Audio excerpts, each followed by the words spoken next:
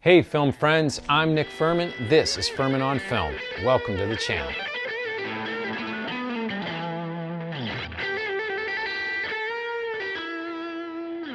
Guys, we finally have it. A 45-minute concert film featuring Saleka Shyamalan. Oof, tell me how you really feel. A movie about the wholesome pursuit and paradoxes of being the father of a daughter. Nah, that's not quite it. The no-holds-bar official statement of what being a Swiftie entails. But they brought the young girl on stage and they danced. Fine, it's the delightful return of Josh Hartnett offbeat heartthrob in an M. Night meta-thriller. This is Shyamalan's new slightly above mediocre thriller, Trap.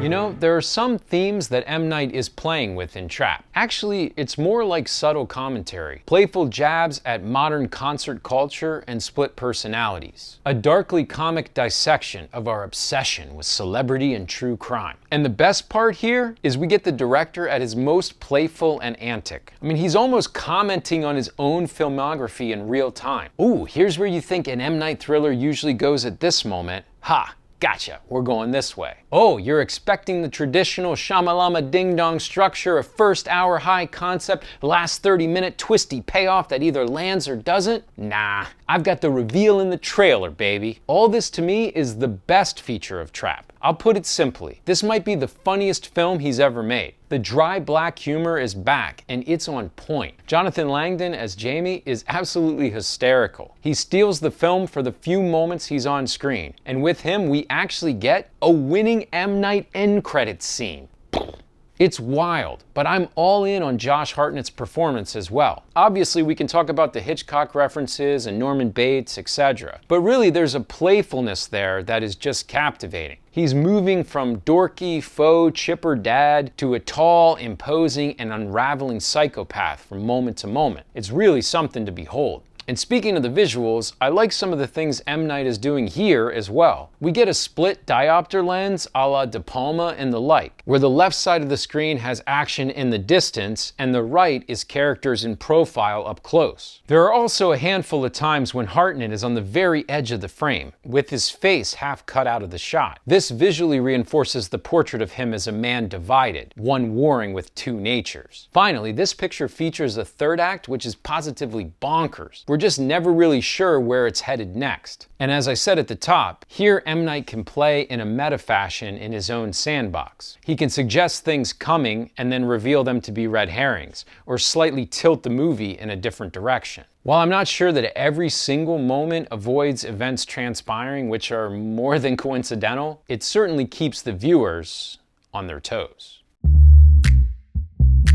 Look, I will say the exact same thing about every single Shyamalan picture. For me, the sticking point, the critique always centers around M. Night, the visual storyteller and director, versus M. Night, the screenwriter. I've witnessed debates between close film friends over this very issue. Is the writing hammy and arch because the dude just needs to outsource his material? Or is it knowing and playful in the way that M. Night is actually in on the joke? Well, let me just say that this time around, I'm actually willing to mostly give him the benefit of the doubt. Like I said, this film is self-referential and hilarious in a lot of places. And the tonal shifts, which bothered me some in his other movies, really don't here because all of the proceedings are going down so smoothly. But listen, I can't deny it, there are some cringe-worthy moments of dialogue here. Not just awkward deliveries of odd lines, but we have exposition dump characters giving us the background of the butcher in stilted ways. What's worse, we have a slew of violations of the principle of show don't tell. How many times does a character say, there is no way he could get out of this, except this one minuscule loophole? And then of course, he finds it. If I'm being more cynical, I'd say this almost feels like the man wanted to make a concert film to feature his daughter. Man, you ain't never lie. Which I guess is fine, but the problem is it creates about a 45-minute window where Trap gets really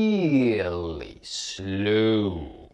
We're just waiting for these two to try to escape. There are moments of tension, but a lot of kinda standing around and casing the joint. Lastly, you know I praised the total harebrained third act earlier, but the downside of this is maybe a film can have a few too many twists. With each one, the movie strains credulity more and more. Like, if this is truly a Taylor Swift reference, how is there no bodyguard for Lady Raven? And I could pick apart all sorts of minor decisions Hartnett makes if we were gonna go deep into spoilers. Or point to a shockingly inept FBI team. And the longest, most illogical bathroom door standoff scene I've ever witnessed. The movie is never dull in its waning moments, I will give it that. But the more it spins out, and the more the tell rather than show moments start to surface, the less convinced I became that this was one of his masterpieces.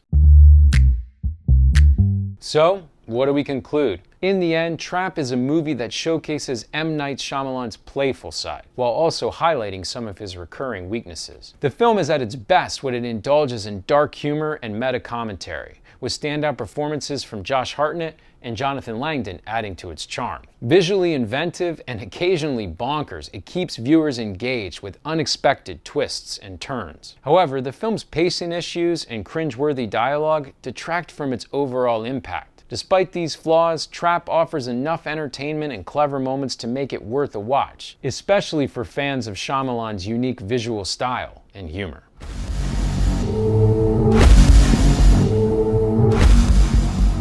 Well, there you have it. The only thing left to discuss is our rating for this picture. FOF gives Trap 3 out of 5 stars. If you enjoyed this review, please let us know by giving us a thumbs up and subscribing to the channel. Also, don't forget to visit FurmanOnFilm.com for even more movie content. Thanks for watching. I'm Nick Furman. This is Furman on Film. Stay firm, my friends.